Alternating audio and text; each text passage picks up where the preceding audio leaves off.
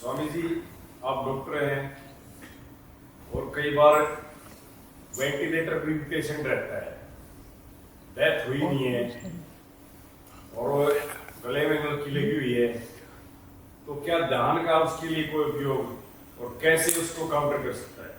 जिन लोगों ने जीवन में ध्यान साधा है, साक्षी भाव तथाता भाव साधा है, उनके लिए मृत्यु की घड़ी महासौभाग्य की घड़ी हो जाती है। जब यह पता है कि हम यहाँ से विदा हो रहे हैं, सब कुछ छूट रहा है। वो जो जिंदगी भर हम थोड़ा थोड़ा ध्यान करते रहे, अचानक वह अपने शिखर पर पहुंच जाता है। जीवन में उलझनें थीं, काम थे, जिम्मेवारियां थीं, शायद हम उतनी त्वरा से साक्षी नहीं हो पा रहे थे, चीज़ों की पकड़ थी।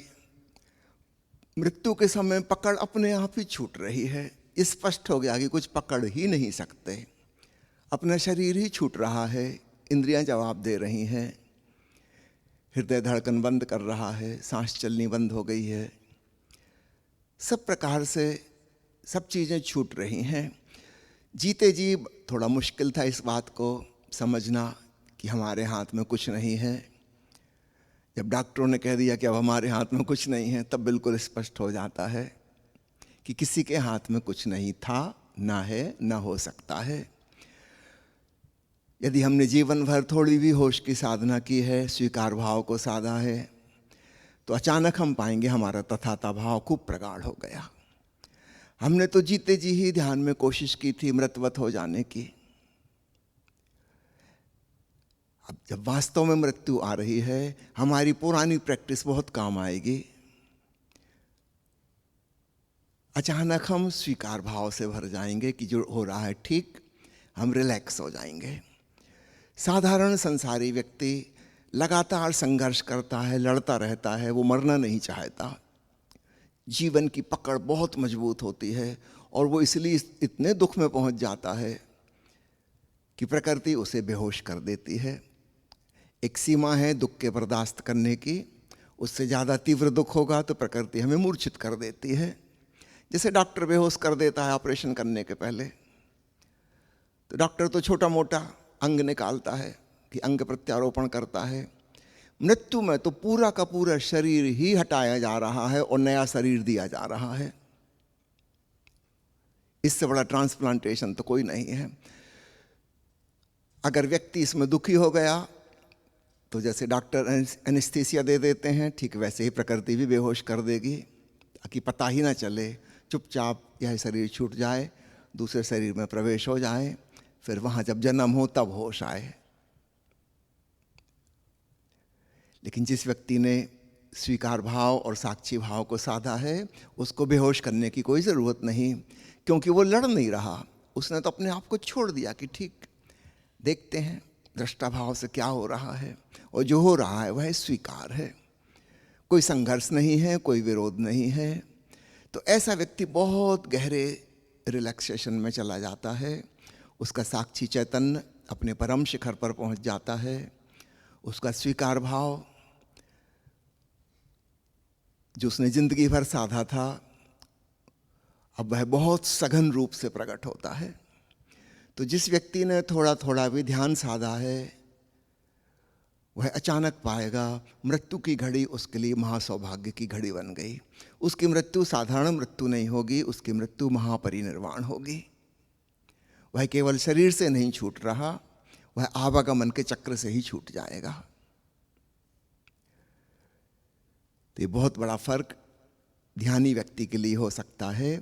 जिन्होंने जिंदगी में ध्यान नहीं किया, कभी साक्षी भाव नहीं अपनाया, कभी स्वीकार भाव में नहीं रहे, हमेशा लड़ते रहे, संघर्ष करते रहे, ऐसा होना चाहिए, वैसा होना चाहिए, निश्चित रूप से मृत्यु के समय वे बहुत संघर्ष करेंगे। उससे बड़ी तकलीफ होगी और प्रकृति उनको बेहोश कर देगी कि तकलीफ झेलने की जरूरत नहीं। जो व्यक्ति संघर्ष नहीं कर रहा, चुपचाप देख रहा है, शांतिपूर्वक स्वीकार भाव से, जैसे कबीर साहब ने कहा ना कि जिस मरने से जग डरे मेरो मन आनंद, कब मरी हो कब भेंटी हो पूर्ण परमानंद। मैं इंतजार करता हूँ उस घड़ी का, वह पूर्ण आनंद होगा, परमानंद में मिल जाऊंगा, उसका इंतजार है। तो जो मृत्यु साधारण व्यक्ति के लिए महादुखदाई है, संताप है, दुर्भाग्य है, ध्यानी के लिए वह परमानंद में विलीन होने का सुअवसर है। जिंदगी भर जिसे वो तलाश रहा था, अब वो घड़ी आ गई। अब आत्मा परमात्मा में विलीन हो जाएगी, जैसे कोई नदी समुद्र में मिल जाए और समुद्र ही हो जाए। तो बहुत बड़ा डिफरेंस है, लेकिन वह डिफरेंस तभी होगा जब हमने जीते जी ध्यान साधना की है। चाहे हम जीवन में पूरी तरह सफल नहीं हो पाए, किंतु वह प्रैक्टिस हमारी रही, हम अभ्यास करते रहे। तो जिंदगी भर की हमारी जो आदतें हैं, उनका इत्र निचोड़ कर मृत्यु के क्षण में हमें प्राप्त होता है। जो व्यक्ति जिंदगी भर पैसा का दीवाना रहा, मरते समय सिवाय धन के उसे और कुछ न सूझेगा, और वो धन की वासना लिए लिए मर जाएगा और अगला जन्म फिर उसी वासना के संग शुरू कर देगा। जो व्यक्ति यश प्रतिष्ठा के पीछे दीवाना रहा, पूरी जिंदगी का उसका सार यही है, अंतिम क्षण में वह पाएगा यश की कामना उसकी घनीभूत हो गई, उसी के बीज लिए अगले जन्म में चल गया। अगले जन्म में वो बीज फिर अंकुरित हो जाएंगे, वृक्ष बन जाएंगे। तो जिंदगी भर हम जो करते रहे हैं, वह बीज की तरह सघन होकर हमारे संग जाएगा। लेकिन ध्यानी व्यक्ति जो साक्षी भाव तथाता भाव साधता रहा, उसके संग यही होगा।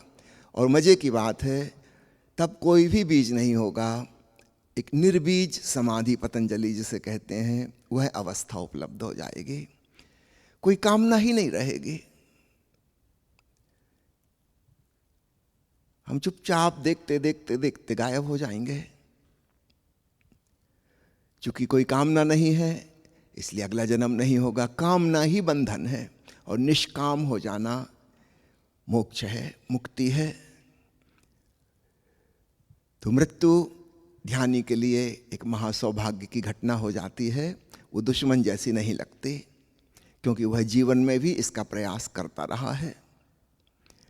पुराने जमाने में जब सन्यास दीक्षा होती थी, तो एक परंपरा थी कि व्यक्ति को मरघट ले जाते थे, उसे चिता पे लिटाते थे, फिर वापस उतार लेते थे और कहते थे कि समझो तुम मर ही गए। उसका सिर घोंट दिया जाता था, लाल कपड़े कफन के उसी रंग के वस्त्र पहना दिए, ताकि याद रहे अब तुम कफन ओढ़े ही जी रहे हो।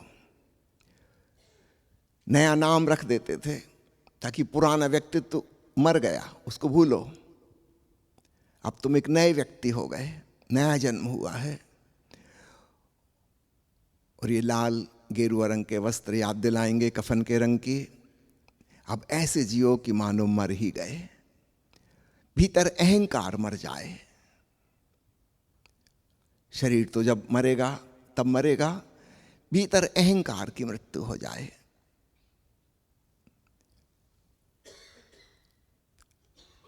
तो सन्यास की यही साधना थी। जिस व्यक्ति ने इस ढंग से अपने जीवन में जीने का प्रयास किया है, थोड़ा बहुत ही सही, बार बार करता रहा, मृत्यु के क्षण में अचानक वह पाएगा उसके सारे प्रयास सघन रूप से प्रकट हो गए और वह निष्काम होकर मुक्त हुआ।